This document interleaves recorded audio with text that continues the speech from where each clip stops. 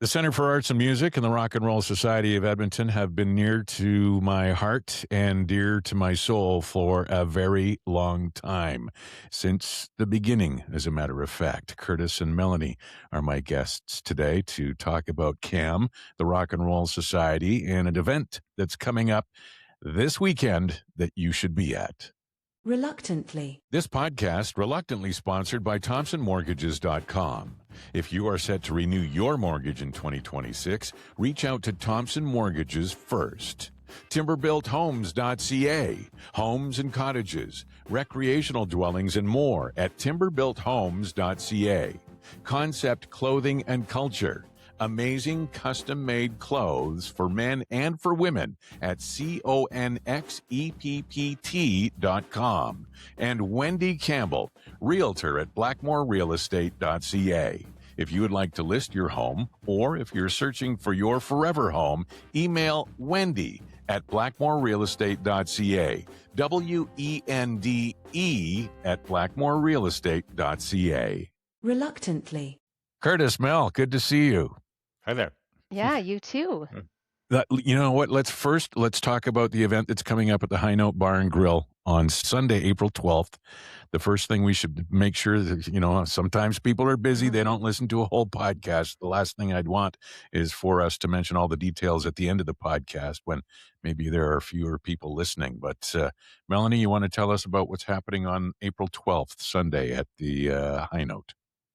Sure. So the owner of the High Note, Susan, has been really good to us. This is our 5th annual fundraiser there. There'll be about 6 hours of live music from local Edmonton bands, lots of really good ones. We will have a 50-50. We will have a silent auction. We will have a small charge at the door, only $10 to get in, but all the money goes straight to the Rock and Roll Society. They have wonderful food there. They have really friendly, excellent servers who are used to being around live music and, serving their patrons while they're trying to see. You won't ever get blocked from the stage. They really know what they're doing. So it's going to be a really exciting day. I love it every year. The highlight is, of course, our senior band will be opening. So that's really exciting to have our senior band. And I have to say a thank you to Terry for that opportunity because not all of our students are over 18 years old. So all that work that you put in years ago to make that possible is the reason that our students will be able to perform that day. Well, it's a credit where credit is due as well to Greg Pretty, whose kids, Luke and Tess Pretty, are amazing musicians.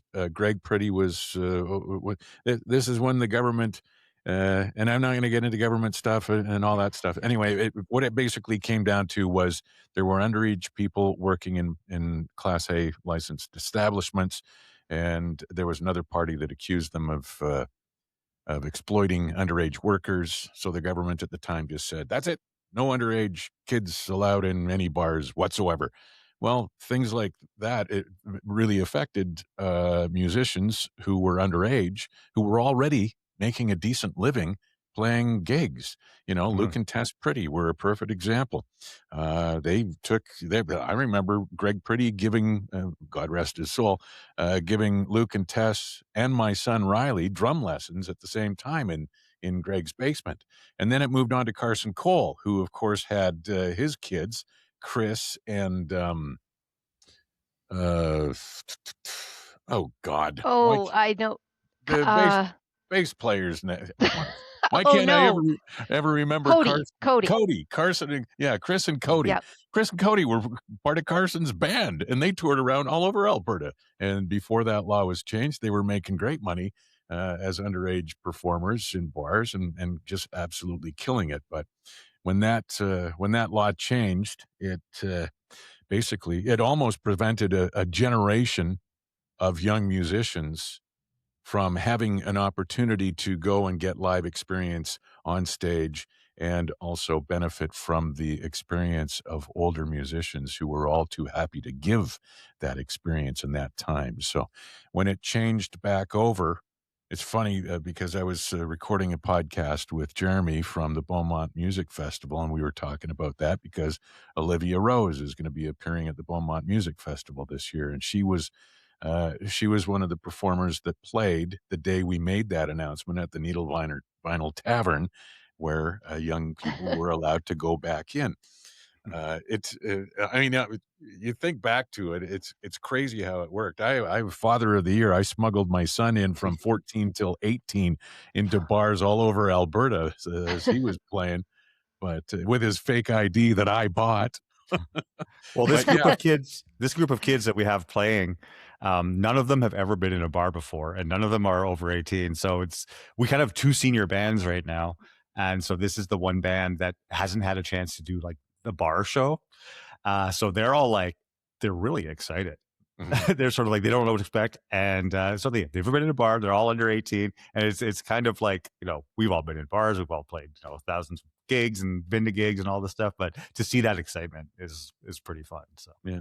Well, thank you for bringing that up, Melanie. I appreciate it, but it really is, Greg Pretty started it, Carson Cole carried it on, and then I jumped on and ended up, steering it home with the government at the time. So it was a lot of people and a lot of time spent working toward, what we're going to see Sunday at the High Note with, underage performers learning from and getting, because Curtis, I mean, you're a musician, a Mhm. fabulous musician, by the way, Thank and, you, I've thank seen you. you play many times in many different bands and venues and stuff, but, tell me about the difference between playing in your garage or playing in the basement compared to being on a stage in front of people who are paying customers, sitting there eating their nachos and maybe Oh, having a cocktail. it changes everything. It changes everything. So when you're playing, even in rehearsal, whatever, things that you're like, oh, we can get away with that, and oh, that'll be fine. And then as soon as you're in front of those eyes and those people watching you, whether it's five people in a bar, whether it's 3,000 people at a festival or whatever, it's every little thing counts, and there's no experience that can train you for that besides doing it. Right. So that's why it's so important that we have these, kids doing like or cam concerts and playing shows like this. Because when you're in front of the people, it's like everything that you've worked for is like that's when like the proof of if the concept actually works. Okay, we're gonna do this little intro, we're gonna do this outro. You learn real fast whether something like that works or not. Or sometimes we always talk how important banter is. Like, how are you gonna introduce the songs? What are you gonna do when that uncomfortable moment is, especially if you're switching instruments or something? They never think of that, but they learn really fast as we all have, who have been on stage, is if we have that dead silence. It's like someone has to be able to talk to the audience, right? So Well, there's a really good question. What's your go-to when you're tuning your guitar, what's your go-to story? I'm I'm so bad at it myself. I always try to make a joke, and I always try, a topical thing that hey, we're all in this place. I'll say something, but I'm usually so distracted by making sure everything is going like tuning or making sure something's right that I sometimes will speak gibberish because I speak really fast when I'm excited or nervous. And so on stage, I have some like legendary, like, you made no sense doing that, but at least I'm trying, right? At least like you're sort of giving.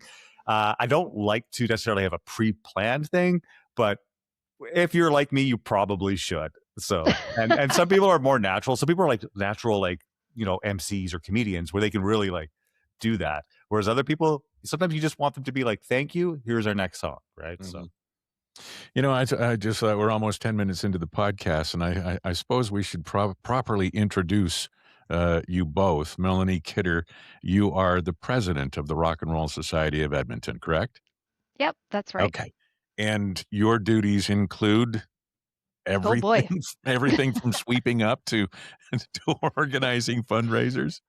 Yes, absolutely. We're a small charity, and so our board members are working board members. We are not, sitting on the sidelines just looking at annual reports. We are everywhere.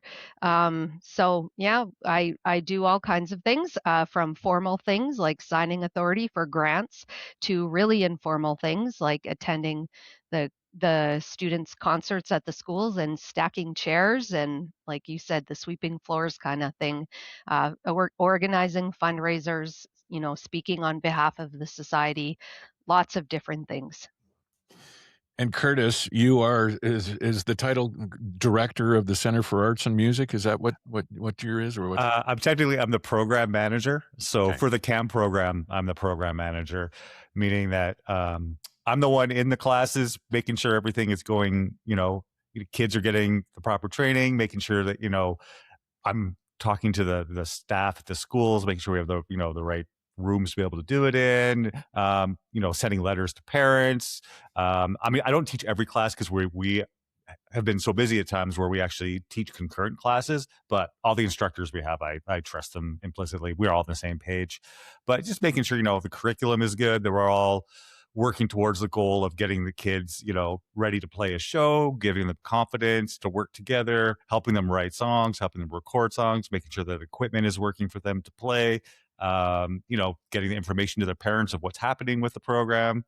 Yeah, that's all and every other little thing that pops up that you don't ever think will, but all suddenly, random things when you're doing a program like this where somebody brings in their, grandpa's broken guitar, and then you have to give a lesson on why you can't put a string on a guitar with no headstock and things like that.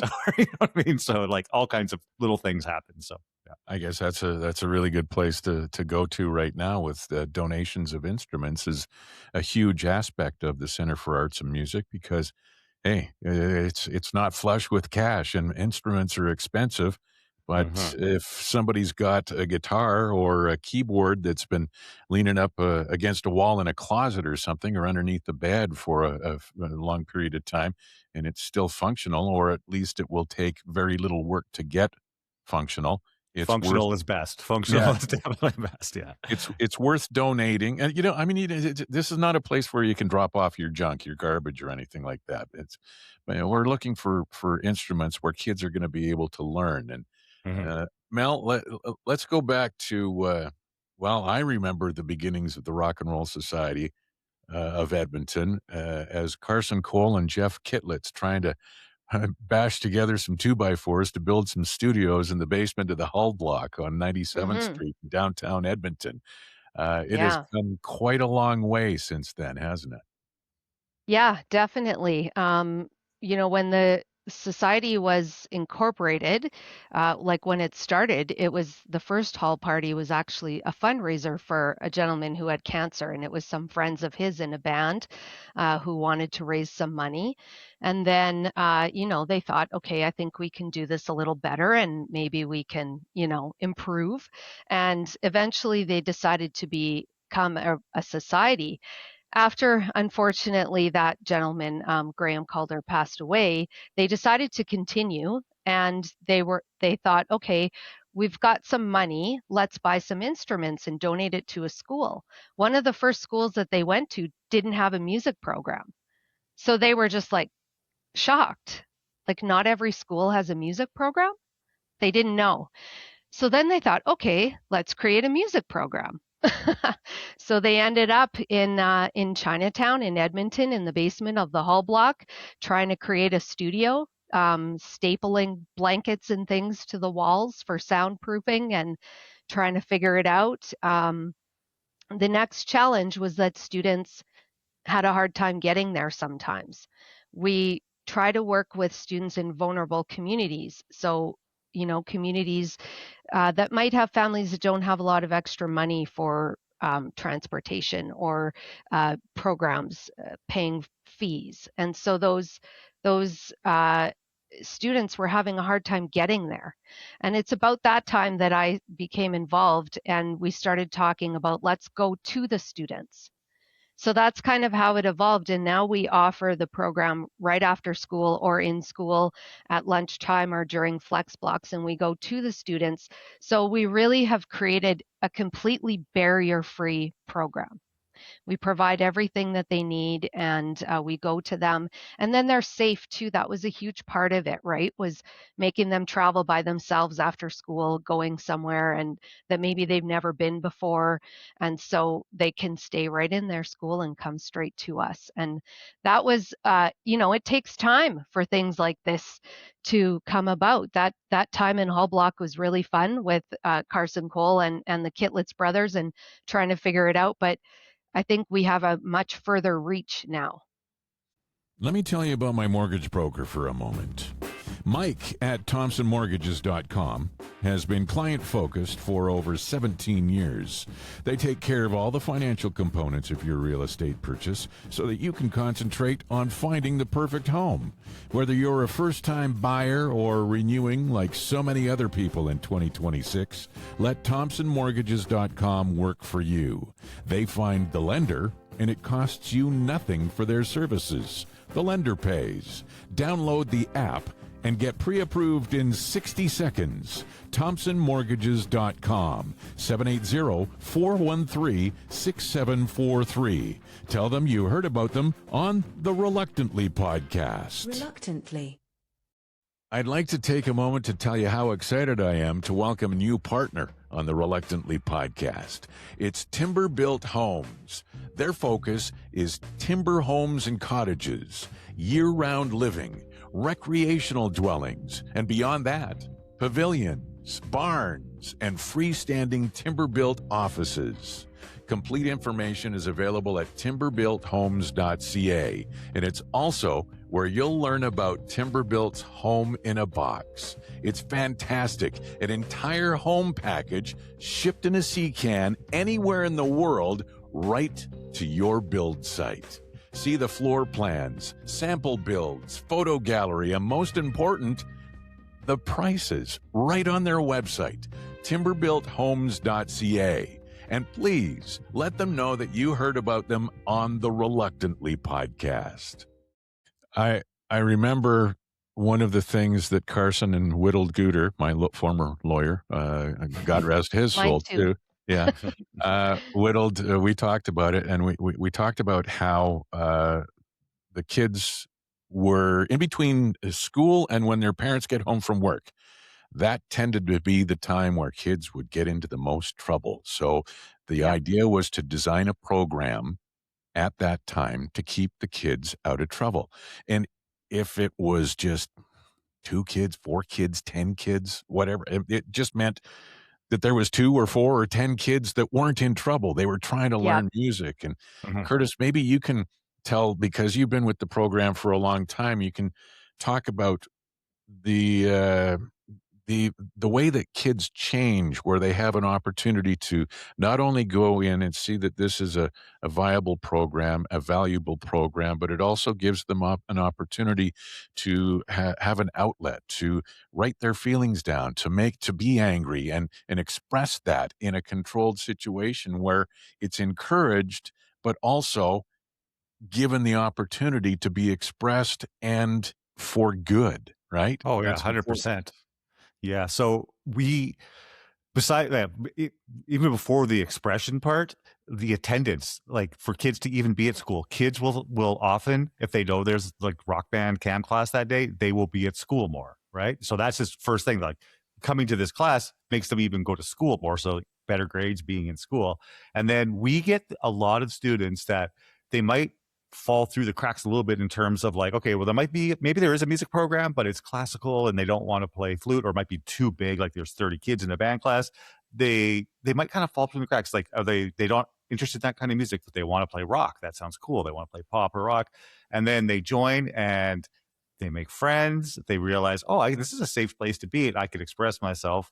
I can create something. I can be part of a group that, and we get friend groups who you never think would match together, right? You know, kids, like one kid's kind of a goth, one kid's a headbanger, one kid's super into like pop and R&B, and they'll form a band together and they'll be friends for years. And we have students that our youngest group is a grade 6 class, and we go all the way up to like grade 12 and a little bit over, because youth is amorphous, right? Youth can go, I consider, up to 20 or so youth. But we've had kids joining grade 6 and stay all the way through. It was all the way until they graduate high school. It's like part of their identity. Not every kid will do that. Some of them, it's like, kids are fickle and they'll try it on for a year or two. But the ones who like it, really like it, and they stick with it. And they form bands, they record their songs. And some of them have kept their bands after high school, and like they've sort of like flown out of the nest and they're still active in it. We've had kids go to Grant MacEwan afterwards. We have one of our instructors was a student, went to Grant MacEwan, and then we hired him as a junior instructor program, and now is like one of our instructors. So it's like, it's really is a very family feeling, welcoming organization that when the students, like when they feel comfortable there, they really feel it and they stay for a long time, and it becomes their identity. Yeah, it's I just met with some of our CAM alumni last week, or just actually earlier this week, and they're just incredible. All of them are in post-secondary. They're all doing some or done. They're just and they started in, early junior high. Sometimes some of them start in grade 8, some are in grade 9, and they're, they stay together. And so then we have these mixed bands when they become adults, where we have one who's graduated high school and a couple still in high school, and they stay together.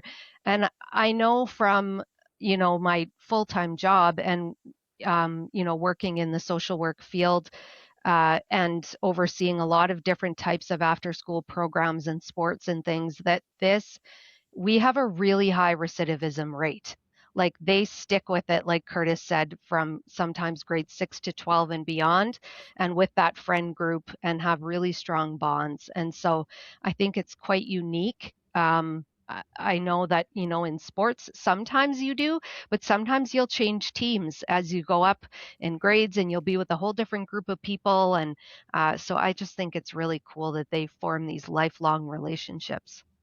It's a testimony to the whole process, right, from the board members through to the instructors and everything that you have put together, Curtis, with overseeing everything from the program point of view and making it a welcome space for everybody to express themselves. And so often kids these days express themselves and then somebody jumps down their throat because, oh, what are you saying? Or you're stupid, or that's, whatever the phrase that they have that's going to be derogatory and make them feel Mhm. small. But there's no such thing as bad ideas in music, and everybody's got something that you can build on, and everybody could have one little piece of an idea that could turn into an amazing thing. I think of Don Felder with that Mhm. chick chick chick chick chick chick of Hotel California. It was just a little reggae strum of his guitar, of his Fender Stratocaster, and it turned into something that became Hotel California that made him a rich man today. You just Mhm. never know what that little piece is going to be and who it's going to be contributed from Mhm. to turn out to be something that, like you said, becomes, somebody who stays in a band or goes on to post-secondary education and music. We It's have one student that he had to move about grade 11 or so, but he went to BC and he ended up joining a few different metal bands and has been on tour and releases album. And he would still, like, I think the last time I maybe got an update was probably about 6 months ago or so, sends messages, sends texts, but, hey Curtis, we're playing a show, I'm in Vernon tonight, or we're playing Vancouver, I'm in this metal, check out this metal band I'm in, and we have our new album coming out soon. And like, this is, graduated high school, he's now married and has a child of his own, and still will send updates about his music career. And that stuff is like, that's priceless, right? So the experience that they got at things like on stage at St. Alphonsus School and Axe Music providing the big rock show lights and the fog and the backline and everything that made these kids feel like rock stars when all the parents streamed into the gymnasium. And I don't know how many times it's happened over and over. I've been to half a dozen of them. And the kids, you see the looks on their face, that terrified look turns into that fun look after about, one or two verses and maybe a chorus, and then all of a sudden they realize that they're just up there with their friends having a gas, having the best time ever, and mhm. playing the role. They're not even pretending. They are playing they are being the rock stars. And then, the crowds that would come out and support them, whether it was parents or just enthusiasts, supporters of the Rock and Roll Society. It was amazing to see packed houses there to Yeah. support all these kids. And then we started having the kids show up and play at Rockfest on the same stage as the big bands that were featured at Rockfest. What are some of your memories of that? I can tell you my memories of myself and Kennedy Jensen standing, Edmonton music royalty, Kennedy Jensen, standing next to each other several years in a row, right at the front of the stage with our sunglasses on because the tears were coming behind the sunglasses. And the students would be like, Miss Kidder, what's wrong with you? Don't, what's wrong with you? Right? I'm like, nothing's happening, waving the tears from my eyes, trying to dry them. But yeah, several years, Kennedy and I standing right beside each other. Kennedy was a board member of ours for a long time and executive director of ours for a year or two, and still a supporter of ours. And that's always my highlight of Rockfest. And as long as that went well, the rest of it was easy. I always felt like a showbiz mom, kind of like we have like, we got like, 10 kids, 12 kids, and we're like so excited. And so they're channeling all of that adrenaline and energy. And so we're trying to like keep them, organized, be like, okay, don't run away. Make sure that, you drink enough water, and cause you get nervous. So they get on stage. So we're making sure, okay, your standby on your amp is off. You're tuned up. You're ready to go. So it's like all this like organization, but then once it actually starts, it's just like, so proud and just like, and you can just feel their joy and their excitement and even the audience, just because there's something so primal about young kids doing that for the first time, and like no one's jaded, no one's like doing it for the paycheck. They are just like 100% they're stoked to do it, and they're feeling it from like the bottom of like their the soul, right? It's pretty incredible. And the support of the Rockfest patrons was always there, right from the first note Oh, to the last absolutely. note. And I'm so grateful for so many people who ended up taking pictures and then sent them to me, because I was there with you, Curtis. You were running around like the band dad sort of Yeah. thing, dadager, the momager, the whole Yeah. thing, making sure everything was plugged in and whatnot. And I was talking to the kids while they were backstage and on stage before and then after and everything. And so many people sent me pictures of the interactions that we were having at the same time. And it's just so cool. Every once in a while, something will pop up in a Facebook memory or Yeah. whatever the case. And yeah, I it's was I was talking to our instructor who was our junior mentor and who was a student during that time. And we were talking about when they got invited on stage with Los Lobos. And that particular student actually did know La Bamba, but not a lot of our students did. So that was a very exciting moment. We had like so many people on stage because we had like Los Lobos and then most of our CAM students, and it was just loaded. It was super fun. Curtis, the kids going on the stage compared to coming off the stage at Rockfest. I know we kind of touched on it before, especially with the St. Alphonsus performances where they're nervous for the first, chorus or verse. And Yeah. then, the same sort of thing happens on Rockfest when they realize that they're playing the same stage that Kim Mitchell or Dennis DeYoung or Yeah. Don Felder or whoever is going to play. And just everything, the nervous energy, and then the holy shit after sort of thing. What were some of your experiences, if you can remember anything specific?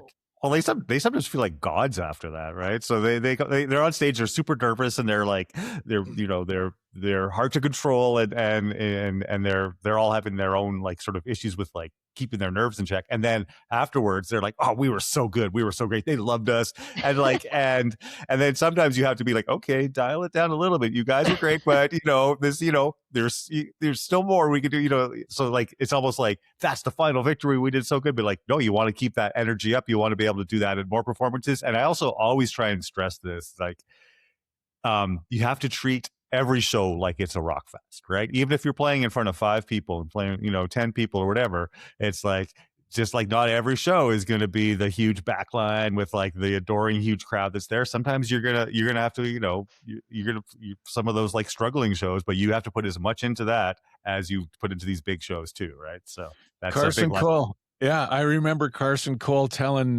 Tate, Riley, and Declan when he was recording DRT, their first album, in the basement of the Hull Block. talking about playing gigs, and he says, it doesn't matter if there's 4,400 or 4 people in that place. You play like it's there's people there seeing you for the very first time. You will never get that opportunity to make that impression again.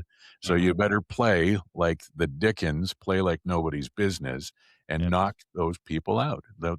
Knock those 4 people out. Make it so that those 4 people, that's the only thing they talk about for the Yeah. next 4 days, you Yeah. know? It's so important to have that happen. And, I've talked to other musicians, you probably have too, in your circle of musician friends where, there's, hey, 6 people in the bar and 4 of them are at the VLTs, and hey, it's paid rehearsal. Sometimes that's the way you have to look at it, right? Yeah. But you also, I find with the kids, you have to kind of like, it's a balance because on one hand, you're trying to like pump them up and be like, hey, you guys are going to do so good. You don't want them to feel like, that they can't do it. You want them to feel they can do it. But then when they do it, you have to make sure that their egos don't like shoot into space. And then and especially if you get that with some of the kids who are like, say they're in grade 9 or grade 10, but the other kids are in grade 7, you have to make sure that everyone is part of the same, playing field. So it's just like, you kind of got to manage, like, because sometimes it's like, we were so amazing that people loved us. We're going to be rock stars. Like, okay, there's still a lot of work to go. So it's really managing both ends of it kind of thing when you're dealing with that. Hey, give me a minute to tell you about Concept Clothing and Culture. CONXEPPT.com. Suits and tuxedos. And you can find them right here in Edmonton. They're handmade suits, custom tuxedos, tailored essentials, suits starting at $1,188. You choose everything. The color, the fabric, even the stuff on the inside. The little pokey pocket thing that sticks out. It's amazing. It's a terrific experience. You can go through and get something as fancy as a tuxedo, or you can start with outerwear, matching sets, tailored essentials. They even do shirts, trousers, vests, and they do amazing couture for women. CONXEPPT.com. Concept, Clothing, and Culture. Look your best. Reluctantly. This podcast is reluctantly sponsored by Wendy Campbell, realtor at blackmorerealestate.ca, serving the greater Edmonton area, proudly Canadian and locally owned. Contact Wendy at blackmorerealestate.ca. That's WENDE at blackmorerealestate.ca. Why does she not have a Y in her name? I don't know why. It's none of my business, probably none of yours too. Wendy has over 20 years of home sales experience. She has extensive knowledge of the new and previously owned home market. She can help you out with a free market evaluation of your home. And if you're looking to buy your forever home, she's got all the resources to help you with that as well. Not to mention, she's a builder partner with Rowett Homes. Wendy at blackmorerealestate.ca. WENDE at blackmorerealestate.ca. Reluctantly. Melanie, talking about some of the history of Rockfest that, ended up benefiting the Rock and Roll Society and in turn the Center for Arts and Music. With the Banger and the Hanger, was that before the one at the Garrison with Starship, or was it the other way around? I actually don't remember. Oh boy, Okay. Terry, you're asking me to reach back here. Well, the funny thing is, I was at both of them. I emceed both of them. I don't remember which came first. I don't remember which came first either. I'm trying to think because one was in 2009 and I think one was in 2010. Mm-hmm. And I'm trying to think of, because I know why we, over the years, why we changed venues and things happened and just different things happened and we had more opportunities to make money with different things. And so, yeah, I don't remember the order of those two, but they were both great parties. So fun. Always so fun. And then as word got out, the cause for it to help the Center for Arts and Music and to be able to explain it not only on the radio, but also on stage, emceeing those rock fests as many years as I had. It was so fun. The whole weekend was the Friday night and the all day Saturday into Saturday night was always so fun. It Yep. was such an amazing thing.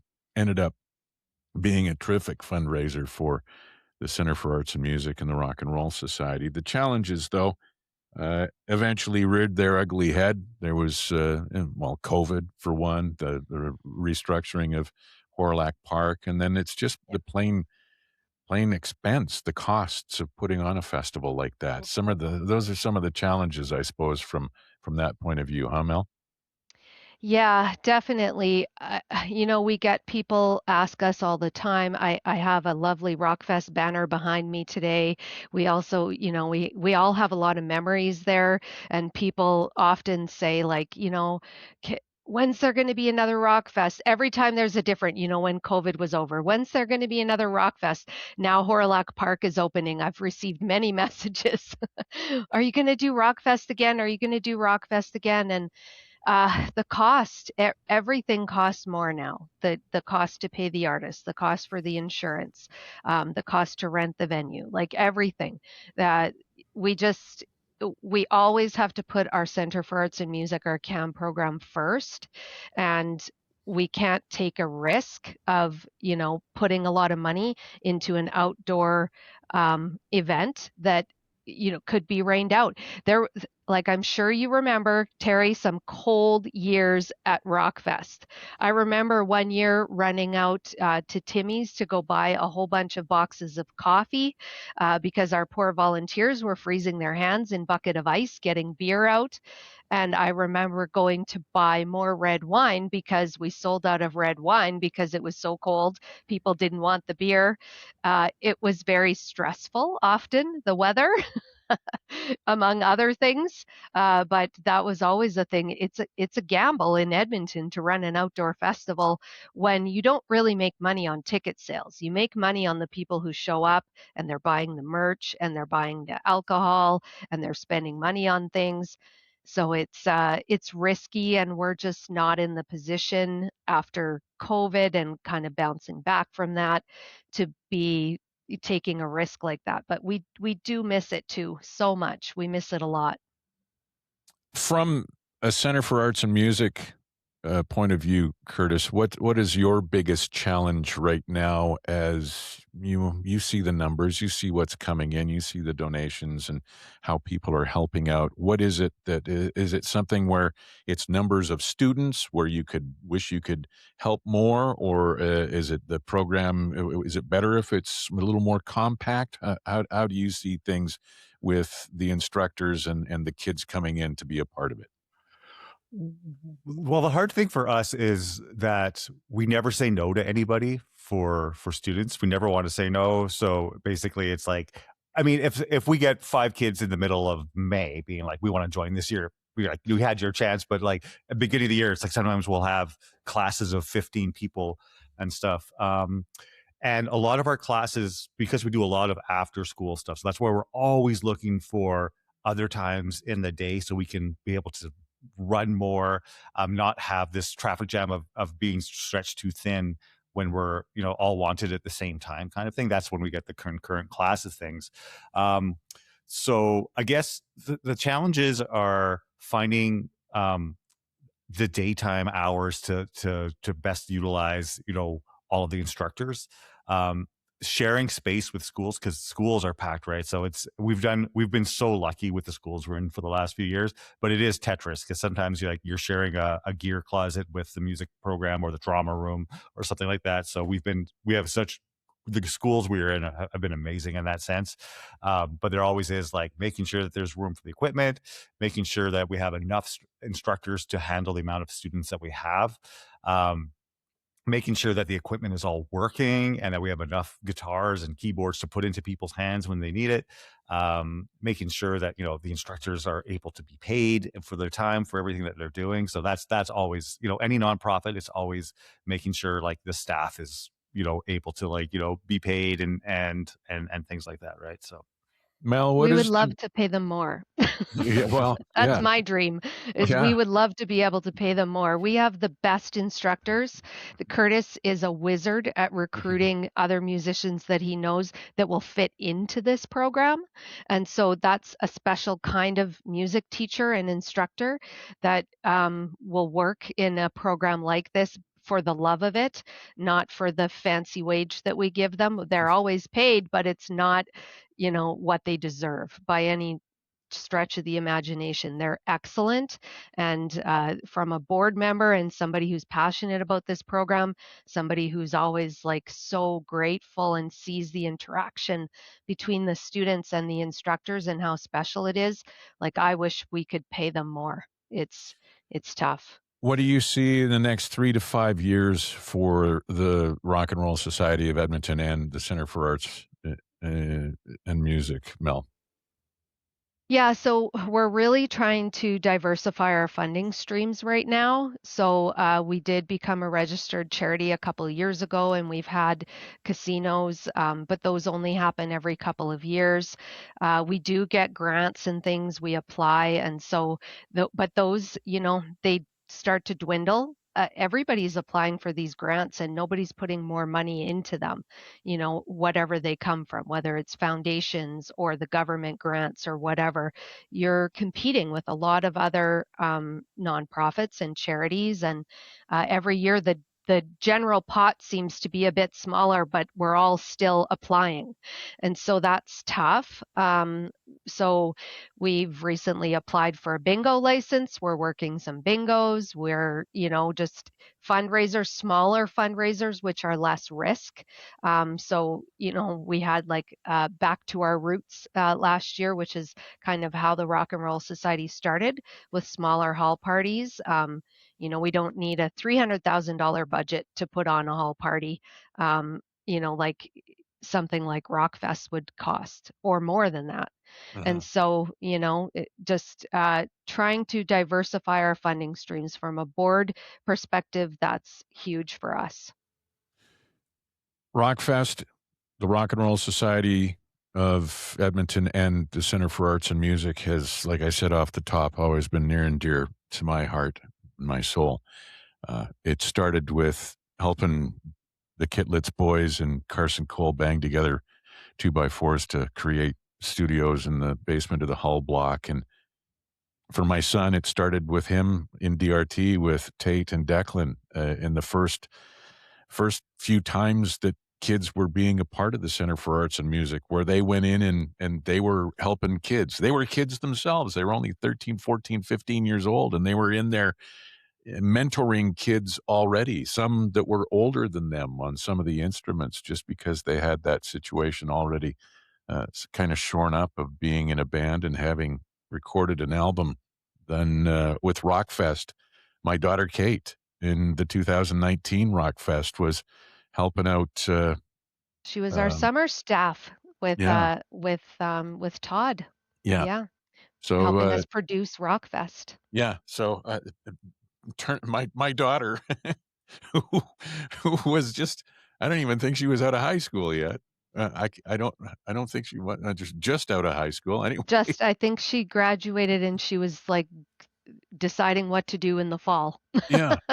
Yeah, so all of a sudden she's helping out Todd with producing Rockfest. My mom was a volunteer at Rockfest for For years and years. years, and of course I was an honorary board member from the beginning with Donna and Whittled and everybody, and emceeing Rockfest for so many times and helping out with fundraisers and being at St. Alphonsus for Mhm. all of the things. So what is it now that what if somebody's listening to this and says, "Wow, this is super cool," so many people have been involved with this over the years and volunteering, and how can I donate? How what's the easiest way for me to support things and help out? Is it money? Is it donation of instruments? Is it time? What is it? Money is always the best because it's flexible, right? Like if we need instruments, we can buy them. If we Mhm. need to pay the bills, we can do that. Pay our instructors or whatever. We do have our website, edrocks.ca. Um, there's an excellent platform on there that's really, really safe. Zephy.com. You can donate one time, $10, $20, whatever you want or more. We are a registered charity, so we give out charitable tax receipts. You can also set up a monthly donation. My husband and I do that. So we sponsor a CAM student. There's a program on our website called Sponsor a CAM Rockstar. And so we have that. We have our silent auction coming up at our High Note event this month. And we'll take new silent auction items, gift certificates for services, things like that, products, and auction them off. You can contact us through our website. Anything like that, is really, really helpful. We'll take it all. We're just, trying to keep kids playing music and having fun. And so we'll take all the help we can get. If you want to volunteer for a bingo, I'm your girl. Some people love to volunteer for bingos. This is what I've learned in the last week. Mhm. So we have some of those coming up. So there's volunteer opportunities too, like at our hall parties and our silent auctions and our events at bars and stuff like that. You can also sign up on our website to volunteer. We don't necessarily have volunteers in our classes because they have to have proper criminal record checks and all of those types of things to come in.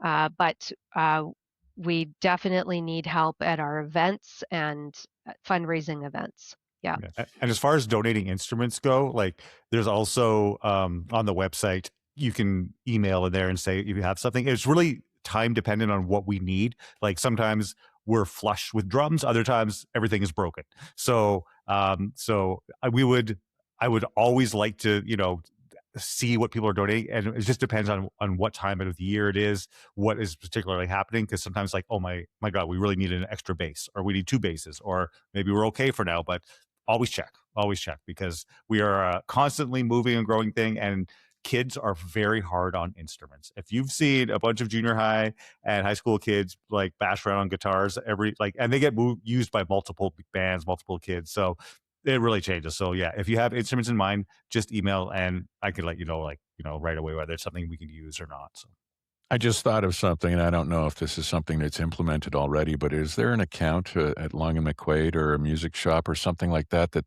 people can donate to so that it goes towards specifically repairing or fixing or maintaining instruments or something? Like, I was just wondering, is that something that anybody has thought of? I We don't do have a know. relationship with Long and McQuaid, but I don't know if we have an account. Like we have a purchase account there, but I Mhm. don't know if they do like donation, like where people could donate to them. But I can certainly ask them if that's something that can be set up. But we do have they give us like a bit of a discount when we make purchases there, so we do have an account with them. And our working musician instructors, a few of them work there too. Mm. Yeah, So we Kayla is one of our instructors. She teaches there, and once in a while I do as well at this point. But I was going to mention a special person who, speaking of repairs, Daryl, and I hope I don't mangle his last name because I don't have it in front of me. Lupachinsky. He is a gearhead that loves the program and first donated some.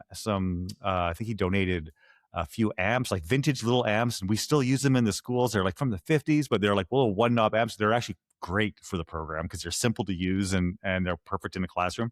But he's been repairing stuff for us over the last, I would say, year and a half. So he was wonderful. So we sort of had somebody who was like amazing at being able to like repair amps and guitars and stuff like that. So that stuff is also really helpful because the usage that our instruments do get on them, kind of thing, right? So Uh, can people also can I give out your emails if they wanna, contact you, Melanie, at edrocks.ca, also Yep. Curtis at edrocks.ca for information. Maybe, there's a connection that people could make in order to donate either cash, time, money, or, knowledge, instruments, whatever the case. And the other thing too is sometimes there are corporations or there's corporate events where they are looking for a beneficiary.